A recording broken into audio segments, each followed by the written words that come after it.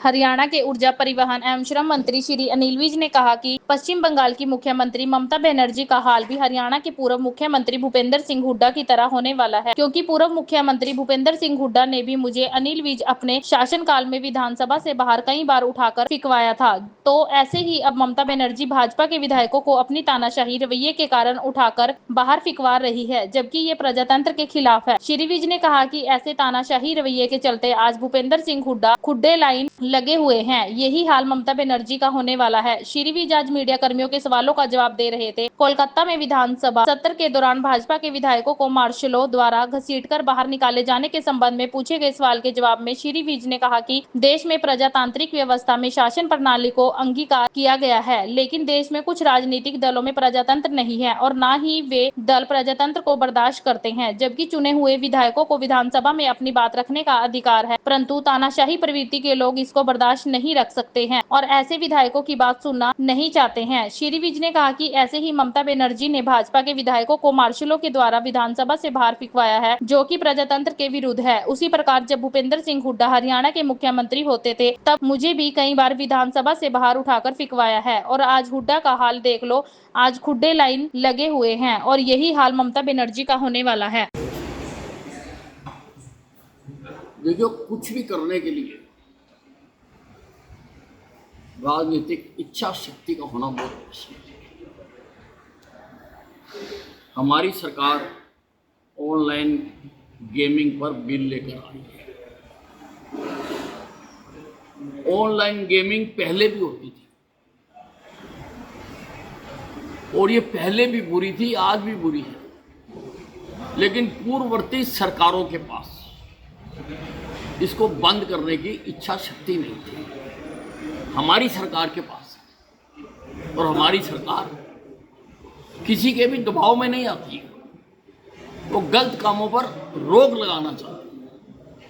और अगर आप गौर करेंगे, ये जो जीएसटी के रेटों में अभी तब्दीली हुई, उसको भी गौर से देखना पड़ेगा। सरकार ने जो रोजमर्रा की चीजें हैं उनका टैक्स कम करा या खत्म कर दिया। वो जो गलत आदतें हैं, शराब पीना, बीड़ी पीना, तंबाकू खाना या स्टफ्ड फूड खाना, उनके ऊपर 40% लगा दिया। यानी हमारी सरकार गलत आदतों को छुड़ाना चाहती है। तो हमारी सरकार देश का सही दिशा में निर्माण कर रही है, जो कि पहले इन चीज़ों की तरफ कभी ध्यान नहीं दिया। कलकत्ता में भाजपा और विहिप के शंकर घोष को मार्शलों ने घसीट कर मारा और बाहर निकाला। देखिए, देश में प्रजातांत्रिक व्यवस्था को, शासन प्रणाली को अंगीकार किया, लेकिन देश में कुछ ऐसे राजनीतिक दल हैं, ना तो उन दलों के अंदर प्रजातंत्र है और ना ही वो प्रजातंत्र को बर्दाश्त करते हैं। अब अपनी बातों को व्यक्त करने का विधानसभा में अधिकार है विधायक को, जो चुन के आया, जो जनप्रतिनिधि है, लेकिन जो तानाशाही प्रवृत्ति के लोग हैं वो उसको बर्दाश्त नहीं कर सकते, सुन नहीं सकते, उनकी बात सुनना नहीं चाहते। ऐसे ही ममता बनर्जी ने, जो वेस्ट बंगाल में हमारे भारतीय जनता पार्टी के नेता हैं, उनको मार्शलों से उठाकर बाहर फेंकवाया। ये प्रजातंत्र की भावना के विरुद्ध है।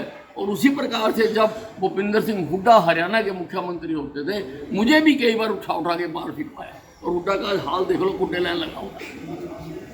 मुझे भी कई बार उठा के बाहर फेंकवाया और यही हाल ममता बनर्जी का। बिहार में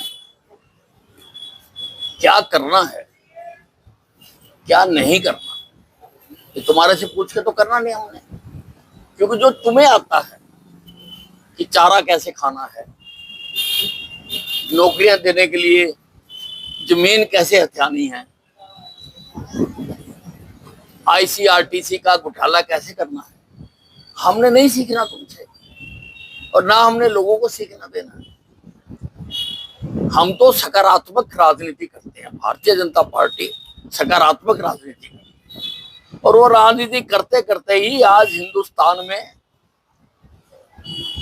लगभग 3-4 स्टेटों को अगर छोड़ दें तो सब स्थानों पर भारतीय जनता पार्टी का झंडा लहरा चुका है। और अब तुम्हारे वहां पर भी भारतीय जनता पार्टी का झंडा फिर एक बार लहराएगा।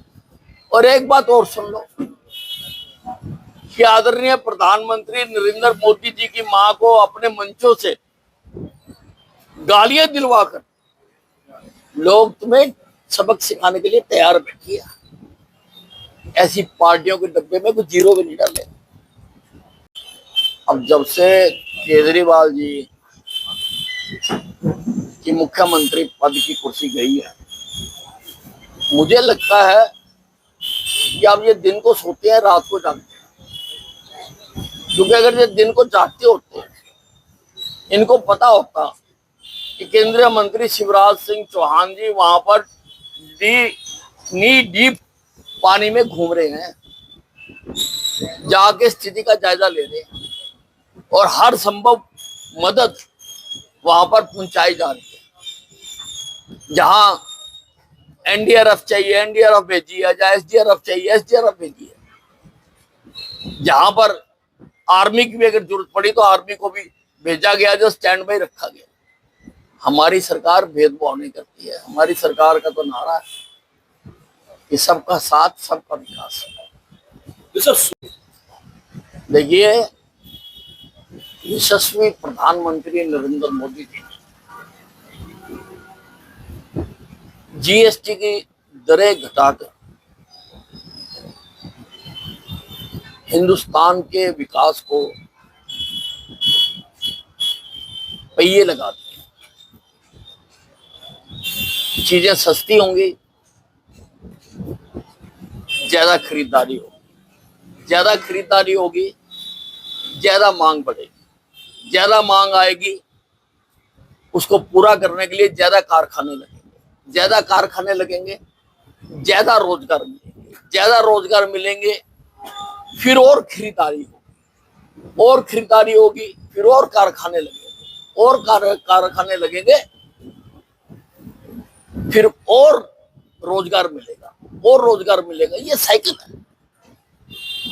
प्रधानमंत्री नरेंद्र मोदी जी ने एक ही झटके में देश के विकास को रॉकेट बनाया।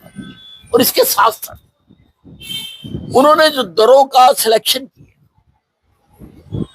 उसको भी देखने की जरूरत है। जो आम आदमी की जरूरत की चीजें हैं, जैसे आटा, दूध, दही, मक्खन, दवाइयां, इंश्योरेंस, ये उन्होंने सस्ती कर दी। और जो ऐब वाली चीजें हैं, जो ऐब है, बुरी आदतें हैं, बीड़ी पीना, तंबाकू खाना, रेडीमेड फूड खाना, शराब पीना, इन पर उन्होंने 40% लगाया। तो सरकार ने संदेश दिया है कि भाई इन चीजों से तौबा करो। दास्ताने हरियाणा न्यूज अब उपलब्ध है 1100 प्लस डिजिटल केबल नेटवर्क पर and Android based DTH smart set top box, सभी ओटीटी प्लेटफॉर्म। 24 लाइव देखिए हमारे सभी सोशल मीडिया पेजेस पर। अधिक जानकारी के लिए विजिट करें www.dastaneharyana.in पर।